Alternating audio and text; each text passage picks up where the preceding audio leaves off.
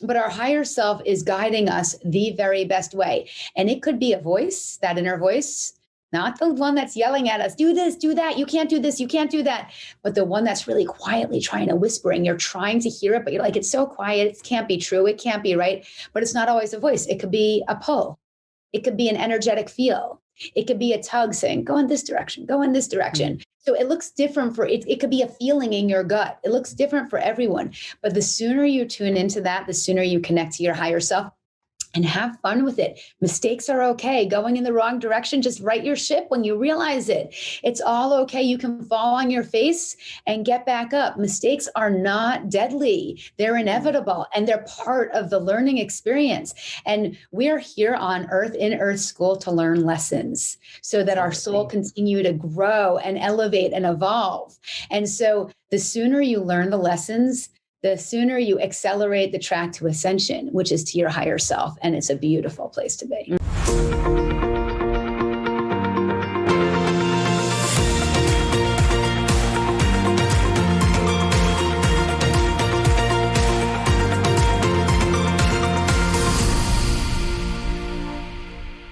Welcome my guest, Pam Christian. Pam is a mindset coach, motivational speaker, and host of the Juice podcast, who is obsessed with helping you live your best life. She believes in our ability to level up and that individuals are able to break both habits and limiting beliefs. Her practice includes intuition and experience, methodology, and personal pivoting so that people can embrace themselves and shift their thinking.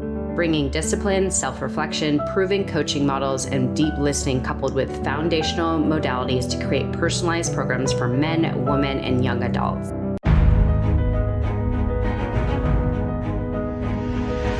Well, Pam Christian, I'm so honored to share this space with you today. So lovely. You look so radiant, and I know you are going to share such wisdom today with the audience listening. And I'm just excited to talk about this important subject. Number one thing we need to all work on is our mindset. So you are the perfect person to talk about this. Thank you so much for having me. And thank you for doing this, because it's true. Mindset is everything. So the more we can spread the word, the more impact we can have. And I appreciate you, Erica, for doing this. Thank you. Well, one thing I've learned about you is your energy and passion you put into everything. I've listened to you on several other podcasts, and I know you bring it with full passion to really serve others. So this is just so exciting. But I'd love to know more about you and just what keeps you energized and filled with all this passion to serve. I mean, there's a lot of things that keep me my tank full, that allow me to serve. And I guess I would start with, well, other than my children, who really are my purpose, having an emotional toolbox. So having an emotional toolbox full of tools that I can choose from each day. So what that means is, I've curated a lifestyle that allows me to constantly be replenishing, so that anytime I get knocked down, because life does knock us down, there's no doubt about it. It knocks me down, it knocks you down, it knocks everyone down. It's all about our response to it. And the more we fill this toolbox that I'll go into, the more we fill this toolbox, the knockdown isn't as hard, and the bounce back is much easier and faster. So this toolbox it could be different for everyone. You customize it for yourself. So for me, anything and everything I learn about that could go in my toolbox is in there. My toolbox is bursting at the seams, and this is a mental toolbox. It's in my mind. And if you're getting started out in this journey, you can write it down so you can kind of access it quickly. But for me, it's right here on my mental dashboard. And it's anything from meditation to walks in nature, to going for a hard run, to lifting weights, to dancing, to swimming, to journaling, to a hot bubble bath, to sound healing, to a spa, to Netflix and eating some really good food. It's everything and everything that really fills our soul. And so many of us are busy focusing on the external, not just the external in terms of our appearance, but the external things that give us validation in society and with our friends and our family. And so when we do that, we are disconnecting. Every time we're not serving our true identity, our authentic self, and we're serving society, we disconnect from ourselves a little bit more. And so we feel a little bit less happy. happy and a little bit less fulfilled and a little bit less motivated and a little bit less energetic and a little bit less hopeful. And so when you start filling that back up, it's like that gas tank on the highway that's sputtering out and stalling. And then all of a sudden you start to fill it up and it's like, oh yeah, I can drive again. I'm going. Now I'm on cruise control. And that's what it's all about. And that's how I always bring that energy you're talking about, because mine is always full. I'm always filling it up. I think that's so critical. And I talk a lot about my morning ritual, if you want to say routine, that it's the time for me to fill up my cup so I could serve more to others around me. And I know, like, for example, I didn't work out this morning, which is a staple. It's an anchor for me. I know I will do it later because I'm committed and everything, but I always work out in the morning. And I know if anything is off, it does affect me. It does affect my mood, but because I'm so committed to my goals and honoring myself, I know I'm going to do it later. I'm committed. But yes, it is so important to know what fills our cup. And I love all the things you mentioned. It's definitely things I do. Nature. I think nature is so healing if we actually be present in nature. I love that you speak about that. Meditation. I think the common denominator between everybody I interview is they meditate. And I know we'll talk about this because you speak very highly about the powers of meditation. So we'll get into that. But before we do, of course, I always like to know people's story. So I would love to know if you could share with us what has been your journey that led you into becoming this mindset coach and motivational speaker. Sure. Before I do that, I just want to add one thing about that toolbox. So take everything and put everything in your toolbox, because who you are today isn't who you're going to be in a week from now, a month from now, and a year from now if you're doing the work. So right now, I always use this example. I'm not into cold showers. It's not my thing. I do it. Okay. It's awesome, but it's not my thing. I do cold face washes. So I take ice water, a certain type of ice water, and do that on my face, but I'm not into the cold showers, and I'm not going to force myself to be, because that's when everything becomes unpleasant. But it's in my toolbox. And a year from now, I'm going to try, or maybe even a month from now, I'm going to try a cold shower again. And maybe I'll be ready and maybe I won't, but I'll never dismiss it as not an option for me, because we are different people at different times in our life. And the growth changes what we're willing to accept, what we like, what we don't like. So just keep everything in your toolbox, keep some stuff in the dusty corners, and keep some stuff front and center. I love that. So my journey. Sorry. Go ahead. And I was going to say to that, what I love that you point out is customize it to you. What works for you, what fills your cup, and try new things. Be a little bit more open-minded to these, if you want to say, practices that help expand us in some way or shape or form. Like you said, the cold showers, many people do not like it. And actually, many times I don't want to do it. And I've actually been off a routine I used to do every morning. And now it, like you said, it's in my toolbox. I know what it makes me feel after I do it. It's just sometimes, I feel a little resistant to it, but I love that you say, just customize it to you, what works for you. And I love that you just made a great point, and then I'll go into your question, but your point of, we don't have to like everything we're doing. So when we're filling our cup, we're filling our higher self. Our lower self wants the pizza, wants the chips, wants the sleeping on the couch rather than the cold shower, the nice hot shower. Our higher self wants that other stuff. And sometimes we have to say to ourselves, you know what I just did a 16-day juice cleanse. I'm doing that 16-day juice cleanse. Even though those 16 days are going to be brutal, the days afterwards are going to be what I'm going for, that higher vibration and frequency. So I love that you point out, you don't have to love everything you're doing in the moment, because it's not always about loving it. It's about the results afterwards. Very true. Yes. Basically, without going into too much detail, I experienced pretty significant trauma at a really young age. And everything after that age kind of stemmed from that. And it became poor me, victim mentality. And I was young, I was under 5, and poor me, victim mentality, and stories I told myself about myself. And then based on that, that was projected out into the outside world. So it's how people responded to me. And so I was feeling that way about myself. So that's how people saw me, and that's how people treated me. And I just was so down on myself and wound up, self-sabotaging myself, but also hurting other people along the way. And because I was hurt, and hurt people, and that's what we do. And lashing out in ways that just were so, I've forgiven myself completely, but so just not who I am and who I'd want to be. And so there was a few different moments throughout my life where I was like, no, this isn't what I want. So that was the first step to change, just acknowledging and noticing, wait, I don't like this. This isn't, these things that I'm doing, excuse me, they don't feel good to me. They don't feel right. But I didn't know what to do with that. So I only knew, I was in my late teens. I only knew that I wanted something different, but I didn't know how to get to that something different. And then I remember picking up a book. I always say it was Anthony Robbins, whether you're a fan of his or not. Okay. He's an amazing inspirational leader. And if you can't get a nugget from him, then you just need to be a little bit more open-minded. And I picked up a book and I was in I always say, I can't remember if it happened. There were 2 times that I think it could have happened when I picked up the book, but I'm not sure, but it was somewhere in my teens. And I read something about choices and that we have a choice in every single moment. And you could be choosing to stay in this life that you're living. You can be choosing to be unhappy. You can be choosing to be the happiest person with the same exact life, the same exact circumstances, and the same exact situation. That really resonated, but I didn't know what to do with it still. So it was all these little bits and pieces that I was picking up. And then at some point, what happens is when you're on this journey, they start to click.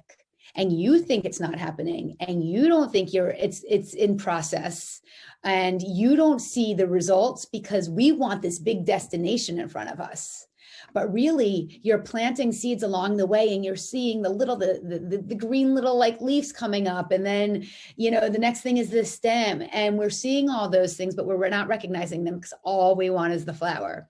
And so when I reflect, I see, wow, this has been happening since I was a young child, and it's like a snowball, and it gets bigger and bigger and bigger and bigger. So in my late 20s, when I really started beginning my meditation practice, I had my 2 boys, in my mid to late 20s. And I was like, wow, I'm overwhelmed, not overwhelmed about them, but just my own stuff. And I didn't want to show up as that kind of a mom to them. I wanted to kind of release my stuff. I wish I had done the work before they were born. It would have been better for them, but I did it early enough that it still really helped. And I didn't want to be that way. So I started this meditation practice. And that, since you talked about meditation, really was a game changer for me, because I was someone who was so self-loathing, so anxious. I hated myself. I sucked my thumb way too long. I bit my nails way too low. My cuticles would always bleed. And I wore huge clothing because I wanted to hide all the time. But what happened with the meditation was those voices and that noise released. And it didn't release on day 1 and day 2 or day 3. And it didn't even all release on year 1, year 2, or year 3. But slowly I was etching away at the surface voices, the voices that screamed so loud and were like trying to maintain control of the ego, all of that, the critic within, the inner critic, the saboteur, all those voices, the voices that wanted to keep me small. And now it's like 20 something years later. And those voices, I mean, they come up here and there, but I know how to manage them. I know how to become friends with them and say, hey, not right now. I'm not here for that. I'm not having that. And so the journey was so in my late 20s, the meditation started. In my early 30s, I had 3 kids under 3, and my former spouse and I decided that it was time to split up.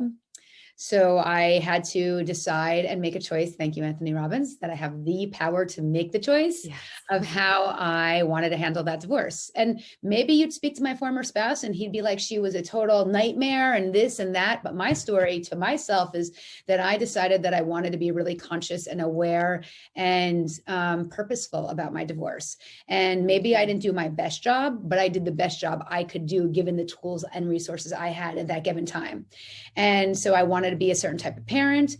And then and I wanted a certain type of lifestyle. So then I, was working part-time when I was married, and I had to really go in because, you get divorced and you kind of got to show up for yourself and your kids, especially if you want a certain kind of lifestyle. So I was running a real estate business, and I developed a team, did really well, was super successful. And a few years ago decided, and there were bumps along the way, but I decided that that wasn't for me anymore. Even though I had the awards, the accolades, the recognition, it was easy, it was second nature, and I was making the money, and I was ready to leave. And my dad got sick. He didn't get sick. I'm sorry. He didn't get sick. My dad passed away suddenly. And so I was like, okay, I got to table this for now. I got to focus on my mom and also just kind of closing everything up and mourning and grieving. So I'm like, I'll do that. And then I'll come back and I'll shift careers. By the way, I had no idea what kind of career I was going to or anything like that. I just knew I wanted out of this one, even though I loved that one, it just had run its course. Mm-hmm. So, being there for my mom and, wanting to, help her navigate this difficult time that was so sudden and unexpected. And they expected to live into their golden years together. Wow. And a year later, my mom passed away suddenly and unexpectedly. So, and my mom was my best friend. So it was a huge loss at the time. Now I know that she just transitioned and she's still here. And so is my dad, just in a different way.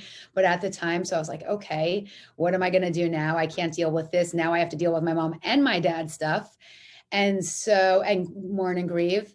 And so it was during that time. And this is just to tell you how I got to where I am today, that I was like, I'm done.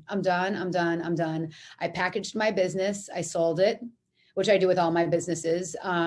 And I took time off, and I didn't even know how much time I was taking off. And I didn't even enjoy the time off at the beginning, because if you can tell, I have a lot of energy. I like to be busy. I like to be doing things. And I told myself, no, you're not doing anything. You can sit in the house on the couch all day long until the kids are done from school and be miserable doing that. And that's fine. But you are sitting. You are going to be quiet. Wow. You are going to mourn. You're going to grieve. I started writing. Turned out it's going to be my book that's out this fall. Mm-hmm. And I really just started taking all of the tools from my toolbox and started healing myself. And I had an autoimmune issue when I was in my teens. Like, I had a lot of things that I didn't mention along the way that knocked me down. So I had developed a lot of tools. And I'm like, this is what you've been working towards. Pull the tools out. And I lavished myself in tools. I bathed in them, literally in the bubble bath, and literally figuratively, just in like, I bathed in all of them. I was low. I was at a low. I lost both of my parents. It was devastating. They were my anchor, and they were grounding, but also being divorced, they were very much a part of my kids' lives. True. And I just bathed in them. And while I bathed in them, and every day, still, I take multiple walks each and every day that is different and separate and aside from my exercise, but I feel like I really need them. And through those walks and conversations with friends and stillness and peace and cooking for my kids every night and pouring into myself with music and just all my stuff that I love. I have a room full of crystals, and I do crystal healing. Through all that type of stuff, I realized I was refilling my gas tank. And while that was happening, realtors from my old industry started reaching out to me and saying, hey, would you want to coach us now that you're not in the business, now that we're not in competition? And so I started coaching them. But the business coaching turned into more, I want to call it life coaching, but I'm not a life coach, but that's what it transitioned to then. And so that's kind of how I got my groove with the coaching. The speaking I've been doing for a long time. I would teach classes in real estate. I was a teacher in my first career. I was a special ed teacher. So getting up and speaking is, second nature for me. Mm-hmm. Although I always used to get nervous and hate it at the same time, it was something that I did anyway. And so that's kind of how I landed where I am. Wow. Okay. So let me unpack a couple of things. Yeah. First of all, the one thing I want to pull out, which I think is so valuable, is the mention of we all have a choice. And first, I would love to know, what was the book you read? Awaken the Giant Within. Okay. So I know obviously many people speak very highly. I haven't read it, but I just did actually 2 UPWs with Tony Robbins. I'm a huge fan. Just so many nuggets, like you said, like, there's so many nuggets you could pull out. And that is a very beautiful one that I love that you mentioned, is the choice. We have the choice and the responsibility to choose the direction we want to go. And I think that is a powerful word, that we have the choice and we get to choose. And so just to pull out that is also, what is the standard we want for our life? Like, to actually reflect on this is like, what do we want out of life? And as you were mentioning, you were confronted with going through the divorce, and you had to make the choice of the life you wanted to live and where you wanted to take it from there. So I just think that's so beautiful that you mentioned that. And I think that's really powerful. And then I'm curious, so what led you into doing meditation? Because I think so many people, either get inspired by others doing it, but I'm curious because it sounds like it was quite a long time ago. Meditation right now is very popular. Like it's a common thing that people do, but I'm curious, 20 years ago, what led you to do meditation? What inspired you? So I've been into crystals for a very long time. And when I was purchasing some of my crystals, the woman that I was purchasing them from gave me some recommendations, and meditation was one of them. And I was like, oh no, there is no way. You don't understand the soundtrack in my head. There is no way I could sit. And I literally sat for 60 seconds. And that was painful. It was brutal because you know what? My thoughts were brutal. They were painful. They were hurtful. They were devastating. I didn't want to sit with myself. I didn't like myself. Why would I ever want to sit with myself? And I feel like it was the best gift that anyone could ever have given me. I still speak to her. It was the best gift that I could have been given, but it took me a long time to get to where I'm at now with this regular practice that is like, it's robust. It's everything to me. And I give a lot every single day of myself, whether it's on my various social platforms or to my coaching clients or just to people in general or on podcasts. And that is the thing I always need at the end of the day. I start with it, but I always need it because it's how I replenish my own energy. And I really encourage you guys, 60 seconds, 60 seconds. That's it. That's nothing. Put your phone down for 60 seconds. If you could do longer, great, but 60 seconds will definitely change for you. I love that you mentioned that. And actually, a couple of things to add to that or comment. So I actually am going to Sedona next week, and I know there's a specific crystal store that I walk into. I mean, they have everything galore that you could imagine. It's such a beautiful store. And of course, they describe all the benefits of these crystals. So just because you're mentioning it, what crystals, if you were to provide us with the best crystals that we should have in our home, what would you recommend? Oh my gosh. Well, first of all, you have to text me so I can send you some awesome pictures of some cool crystals. Okay. But so I love, it depends what your goal is. So I have a black tourmaline crystal at my front door. It's huge. And it's like basically anyone who comes in my house, maybe they don't have negative energy, but maybe they came from a negative situation and they're bringing it into my home. It pulls that away. But if you want more of a general, like just basic, amethyst is awesome. It helps to open the third eye. The third eye is everything for people who don't know and are not as woo-woo as like people like to call it. The third eye is just your pineal gland. That's all it is. It's in your brain. It's a true fact. Listen to Dr. Joe Dispenza. It's your pineal gland. And what happens is the pineal gland is like, we live with the five senses, but we're really multi-sensory human beings. So we want to go beyond the five senses. And the pineal gland is a great way to do that because it's a way we get to see beyond the 3D, beyond the thickness of what's right in front of us. We get to see it's a level of consciousness, and we get to expand into something else. And so what happens is, though, and I'm not judging or anything because I do this too, but by the toxins in the lotions we use or the chemicals in the air or the food we eat, we calcify our pineal gland. And so it's like you have pink eye on your pineal gland and you wake up and it's all crusted over and gooey and gross and you can barely open it. That's what our pineal glands are like. So amethyst works with that. Clear quartz is amazing. It's just clear quartz. I have one of those. What'd you say? I have one of those. Yes. Okay. It's awesome. And then if you're like looking for something more, like you say, your boyfriend, you have a boyfriend. So like if it's more love related, get rose quartz. I have rose quartz all over my bedroom. And it's a great place to have rose quartz because it's the love room.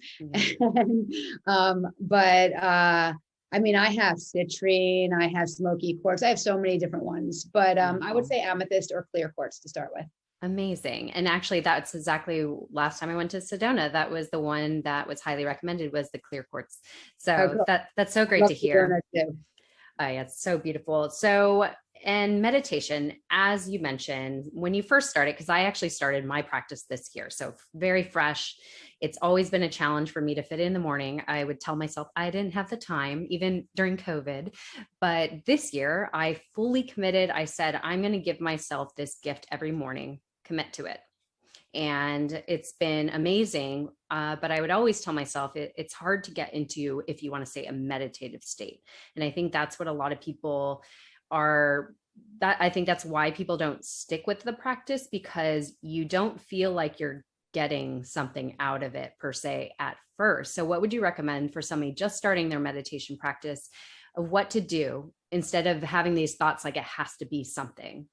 Okay, so there are a few things. First of all, it's not going to be exactly what you think it's supposed to be because you've created this image of in your head that doesn't really exist. And I know we're told, oh, meditating, you'll have this clear picture of everything and everything will be, you'll surrender and accept. It's just not true. Some days you might, and some days that might be present for you, but other days where you have other things going on that are distracting you, you might not, and be okay with that. So don't have expectations for the practice. Two, I used to not be into this at all, but trust me, start doing some deep breath work. You could do 3 deep breaths because what that does is it's the same thing like with stretching. I used to never stretch before I work out. And now I always stretch because I just want to open up the joints and the muscles and just loosen up a little bit. But the breath work, it expands your capability of kind of clarity because it releases the negativity. And it does not just the negativity, it just releases things in general. But if you have trouble, another thing that I would recommend is maybe some guided meditations, but not meditations so specifically where they're talking, but just some music in the background. So something like binaural beats. You could choose beta waves, delta waves, theta waves, alpha waves, gamma waves, whatever. There's also something called the solfeggio tone. It's the love tone. It's amazing. And I'm not talking about romantic love. I'm talking about the love I feel for Erica, even though I've never even met her.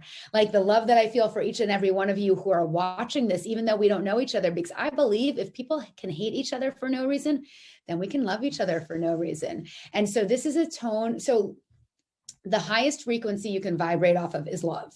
The lowest frequency is shame. On the bottom is fear, guilt, all that sort of stuff. On the top with love is joy, happiness, abundance. And so when we start listening to that love tone, that's what comes into our life. But you're going to be attached to saying, well, I want physical evidence of this. There is no physical evidence in the beginning. The physical evidence is, how are you feeling? Do you feel a little lighter? Tap into yourself, because everything begins and ends with our thoughts, and our thoughts begin and end with self-awareness and consciousness. So if you walk out of a room after meditation and I'm like, I don't feel anything, this doesn't feel good, you're choosing that. If you instead say, what's possible now? How did this feel? What's happening in my body? You're going to notice things. But this is kind of digressing from your question, which is how do you get into that meditative state? And I would release the need to get into that meditative state and just say, no matter what comes up for me for the next 60 seconds, 120 seconds, 5 minutes, I'm sitting. It doesn't matter if I have 10 thoughts or one thought that I'm obsessing over. If I sit there for 5 minutes and obsess over that thought, it's okay, because that's bringing you closer to releasing that thought, so that next time, maybe that thought will be there for 4 minutes, and maybe the next time for 3 minutes. So just don't have any idea of what it's supposed to look like. Just trust that if you're sitting, and by the way, I say sitting, but I mean, you're meditating. I'm going to walk after this, and that's going to be my second meditation for the day. So it could be lots of different things. I cook, well, my kids aren't home, my boys anymore because they're in college, but I cook every single night for my family. That's a meditation for me.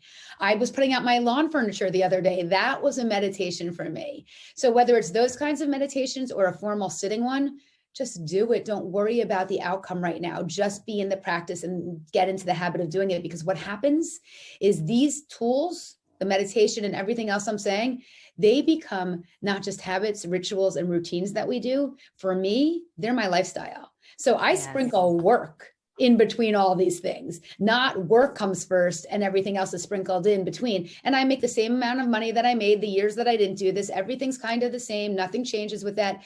But the lifestyle comes first. So let's say I'm working and I just decide I'm going to go outside and take a 15-minute break, or I'm going to go outside and do some sun gazing, or I'm going to go upstairs and wash my face, or I'm going to go have a green juice, or I'm going to start cooking and put a pot of water on the stove to get the pasta going for my daughter. Whatever it is, sprinkle it in between your day. And if you're at work, there are other ways to do this that I can tell you, like if you don't work from home. I love that you mentioned it's a lifestyle. And I think of that in pretty much every ritual I have. It's become a part of me. It's not even like I have to think about this habit I have or that I have to do this. It's a part of me already. And I think that's the ultimate place we want to get to that helps serve our highest self, is making it a part of us in a lifestyle. So I love that you mentioned that. The one thing I wanted to mention, so of course you're a mindset coach, so we're going to go deep into the mindset, but the whole our thoughts, like what we think we become.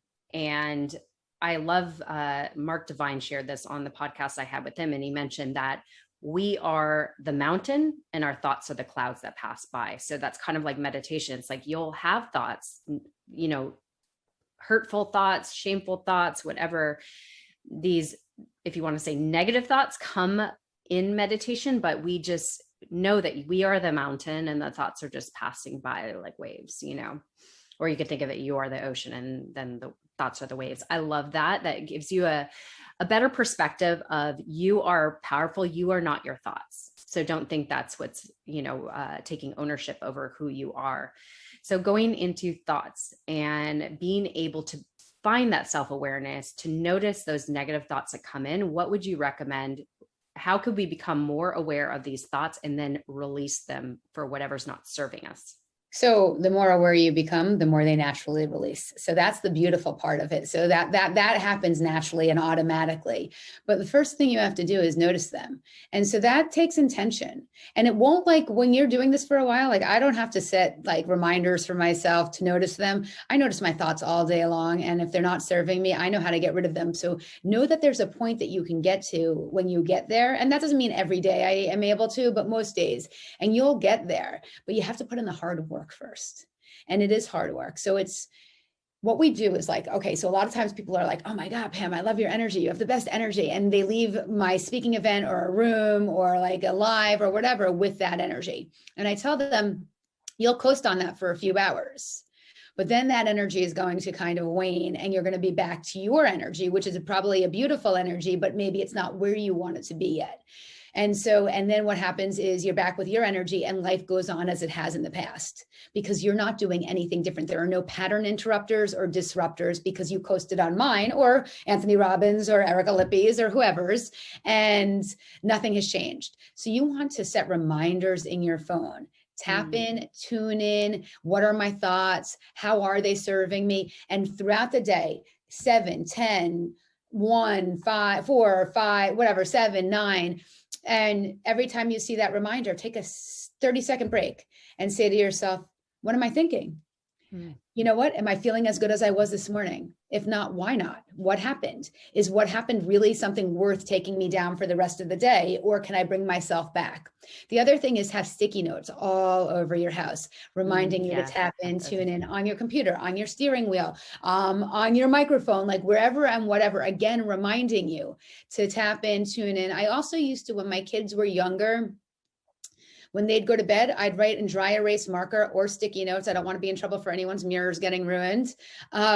Stuff like, I am beautiful. I am amazing. I am love. I am health. I am wealth. I am smart. I am well liked. I love myself. And then they'd wake up in the morning. They were like 5 and 7 and they'd be brushing their teeth. And instead of reading on the side, lose 10 pounds and get a man, they'd be reading, I am love. I am happiness. And they may have even been like, ugh, Mom's so annoying, but they still saw those words.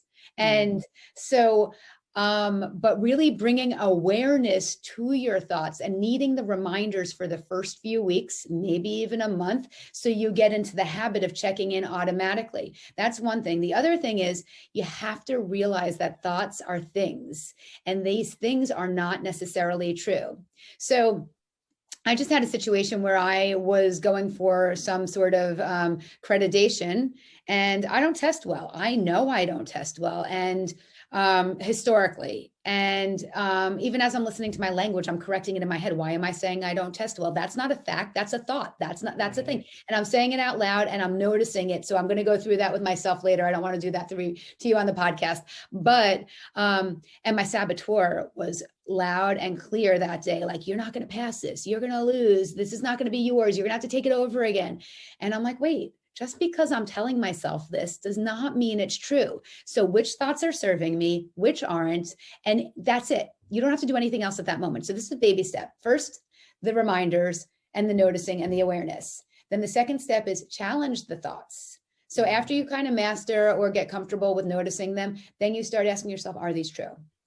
What do they mean to me? Are they outdated stories that I've been telling myself because of something that happened to me in my childhood? Or are they stories that other people told me about myself that I took to be true?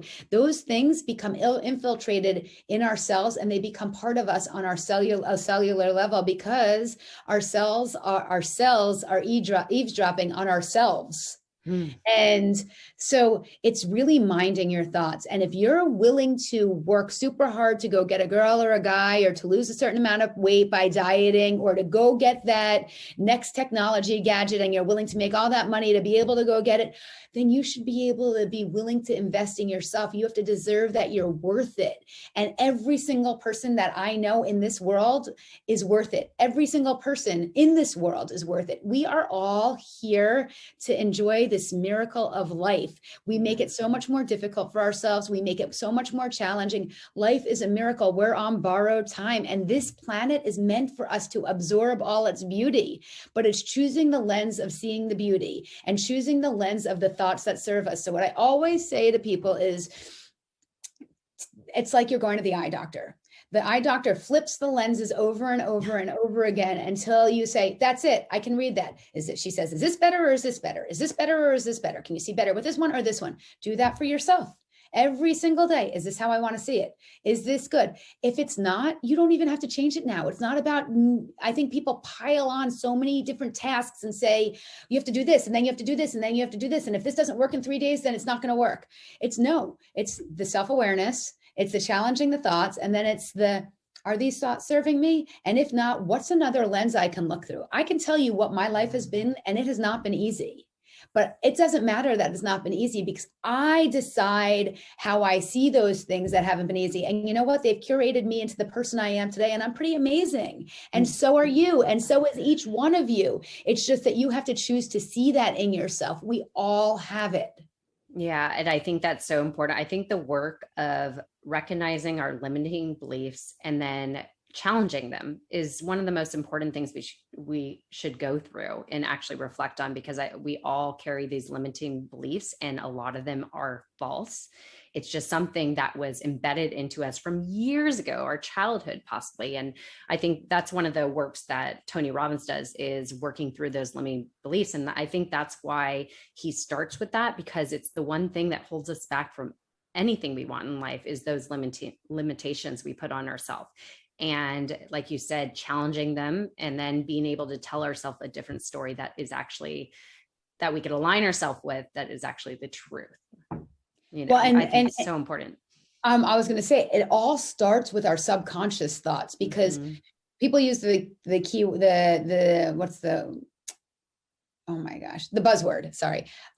manifestation right now, right? Everyone's into manifesting and all of that, but really manifesting is just creation.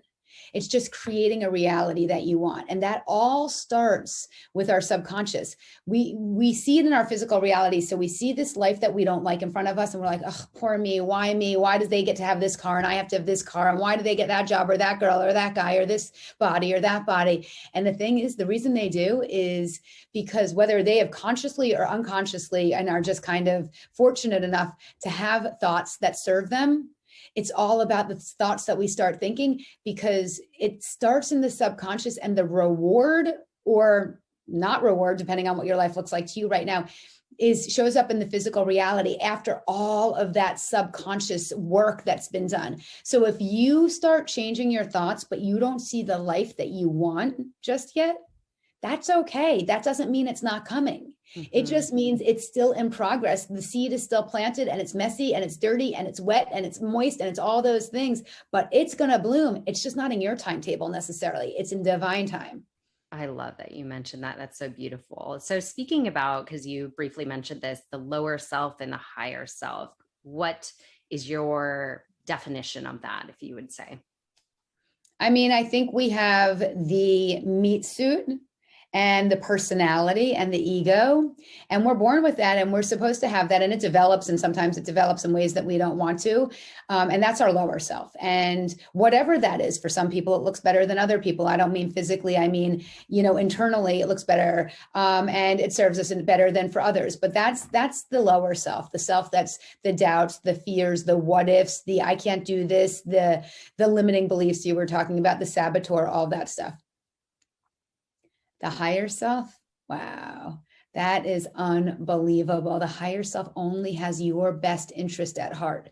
So when you're tapping into your intuition, if you are in doubt, and there's one guiding you one way that's like, and the other feels really good, but you're scared to feel that good because you're not used to feeling that good, go with the one that feels really good. And I don't mean feels really good outside. I mean to the heart, to the internal system.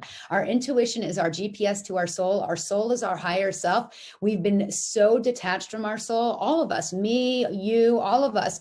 And some of us have become more in touch with it, but our soul is our higher self. Our soul is the self that guides us, that cheers us on, the leader within, the captain of our ship.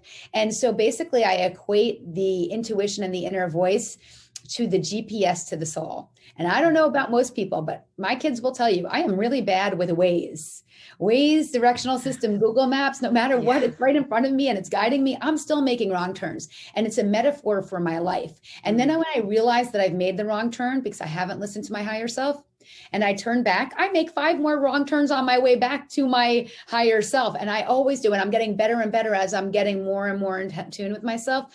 But our higher self is guiding us the very best way. And it could be a voice, that inner voice, not the one that's yelling at us, do this, do that, you can't do this, you can't do that, but the one that's really quietly trying to whisper, and you're trying to hear it, but you're like, it's so quiet, it can't be true, it can't be right. But it's not always a voice. It could be a pull. It could be an energetic feel. It could be a tug saying, go in this direction, go in this direction. So it looks different for it. It could be a feeling in your gut. It looks different for everyone. But the sooner you tune into that, the sooner you connect to your higher self. And have fun with it. Mistakes are okay. Going in the wrong direction, just right your ship when you realize it. It's all okay. You can fall on your face and get back up. Mistakes are not deadly. They're inevitable and they're part of the learning experience. And we're here on earth, in earth school, to learn lessons so that our soul continue to grow and elevate and evolve. And so the sooner you learn the lessons, the sooner you accelerate the track to ascension, which is to your higher self. And it's a beautiful place to be. Beautifully said. I love that. That's so true. I completely believe life is meant to serve us lessons to get to our higher self. And so we should, I believe we should look through the lens of lessons. Like, because if we look for it, we'll find it. So we could find a lesson in anything. It's how you perceive it and what you could learn from it. That's what I believe. And then you were mentioning how when you were going through the transition of your job, one of those things was you told yourself like to just chill and, you know, be peaceful, to not do anything. So that was basically your higher self telling you like, allow yourself to be in this space, in this time, even though you're not used to it and you're fighting against it. So that was a message from your higher self. Like, this is what your soul needs. I'll give you an even better one. The other week, this week, Tuesday night, I was sleeping and I had such a weird night's sleep and I was up and down, and that's very unusual. I sleep hard and good and I like my sleep. And I woke up and work's been insane for me. And it was like 3 a.m. and I heard my higher self say to me, take Wednesday off. And I went back to bed. And first of all, I went back to bed, looked at my clock, and I'm like, oh my God, I have 4 more hours to sleep. Yes. And then I went back to bed and I woke up and I took the day off. And it was the best decision I made. And it's not easy for me to take a day off because what it means after to catch up, but it's like really hearing those words, those voices, those pulls, those tugs, and listen to them even if you don't want to. And maybe they'll be wrong. I'm not saying they'll always be right. But listening to them, you'll get to be more connected with that voice, that tug, that pull. And the more you get to figure out which one is right and which one isn't serving you, the louder that one that is serving you will become. And that's when you start listening to your intuition. Like, some people would question, like, how do I start to recognize my intuition? How do I know what's guiding me in the right way? But I think once you start going along in this journey, and once something comes up in your head, like, oh, maybe this will serve me, taking that path. And I think that's when you start touching more on your personal intuition. And having fun with it. Like, don't be so serious about it. It's okay if you mess up or it doesn't go the way you want. Just enjoy it and be like, look, I'm trying to find my intuition over here. I know that's going to be the best thing for me. So just like if I was learning a new sport and I'd have to follow, I'm not super coordinated, so I'd have to fall on my face personally. It's the same thing. It's just exercising a new muscle. Once you develop that muscle, oh my gosh, it's second nature. That's great. I love that. And I think to add to that is releasing the grip of what things are supposed to look like or supposed to be. And that's kind of that, again, allowing yourself to just be, opposed to like, oh, I have so much work to do, and you get to the point of burnout. Is just noticing when you're about to get there and be like, you know what, I need to take the day off. I could release myself from this pressure, if you want to say. Surrender. That's a beautiful word. I love that word. Serenity. That's like one of my favorite words.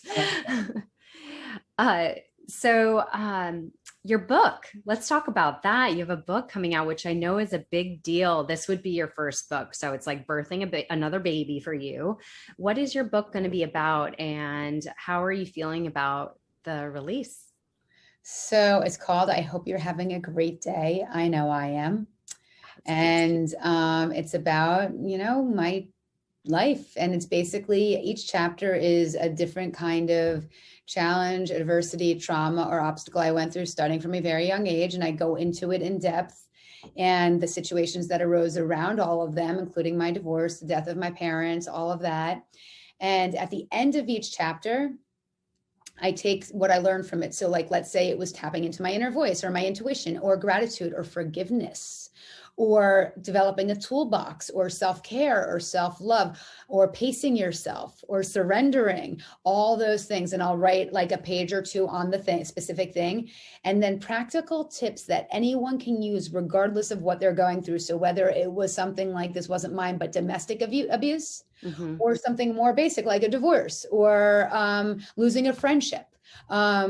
Whatever it is, these tips will help serve anyone. So each chapter has that ending with the tips and tools and techniques to implement. I love that. But one thing I found interesting that you said, divorce, something basic like that. Well, it's more garden variety than some of the stuff that I went through. So I want people, like, it's more commonplace than some of the deeper stuff that we'll be getting into. And I wanted people to know that you don't have to have gone through some of the things that I went through for the book to serve you. Gotcha. Not to discount divorce. It's painful. So like, that's a big thing. It is. It's a loss and you have to mourn that and everything. But if you read the book, you'll know what I mean. It sounds like an amazing book and I can't wait. And you said it's coming out this fall, 2021. Yes. Perfect. That's so amazing. So in closure, we've talked about so much goodness. There's so much value in everything you shared. If you were to leave one piece of advice, like let's say, this is a question I asked. If you were to add a piece of advice on the first page of your book, like the first thing people open to, what would that be? You are deserving. You are worth it. You are love. You are lovable. You are a miracle. And so treat yourself that way. It doesn't matter what your story is. It doesn't matter what you've been through. It doesn't matter what your family looks like. It doesn't matter what your family of origin looks like. It doesn't matter what's happened until this very day. As of today, remind yourself how much you are worth, what your value is, because it's high, because you wouldn't have been chosen to be here if it weren't. And we're here to enjoy this gorgeous space, this miracle called life. And so I don't want you to short sell yourself and realize that you never had the time to enjoy it. So with that in mind, my guidance or my advice or my suggestion would be, there are lots of ways to do that. The two ways to accelerate it and the fast track would be to give and to come from gratitude. So I'm all about giving. Any way I can give, everywhere I could give, to a point where it's annoying. And I've gotten really good at receiving too, by the way, because I believe it's an energy exchange and it's not fair to be the giver all the time, because then you don't allow other people to have the gift of giving. But giving a smile, giving a compliment, paying for someone's coffee, letting someone cut you in line, whatever it is, financial or not financial, telling your family how much you love them. I send random texts all the time to random people. Hey, just want to let you know, I haven't spoken to you in a while. You've been on my mind. I'm so grateful that you're part of the fabric of my life. Giving in any and every way you can. And the other thing is seeing what the good is in your life. And I've had times where my life is dark. And I mean dark. So I get how hard it is to find the light, but it's like a little door opening in the morning when the sunlight is shining through, but the door opens a tiny bit and this tiny little glimmer of light comes through. Grab that, take that with you and build on it. And the door will still open more and more and more. And that light will become brighter and brighter and brighter and shine the way you're meant to shine. So beautifully said. My goodness. That was a beautiful way to explain that. I love that. Yeah, it's so true. It's absolutely so true. Gratitude will go a long way. And I think that, again, going back to what we look for, we will find. That goes with our thoughts, that goes to gratitude, that goes to anything. So if you want more joy in your life, you got to look for the blessings in life. And there's in the most simplest things. Like I think about, I mean, I'm looking out the window right now and it's beautiful, sunny in Los Angeles, and the trees are in front of me. It's gorgeous. I have so much gratitude for that blessing. So this has been so wonderful. You are just a divine light yourself, Pam, and I deeply appreciate your time and your energy spent with us, and you are serving today. So you Thank you keep so giving much. it. I appreciate you. Thank you for having me. I appreciate you as well. Thank you. Thank you.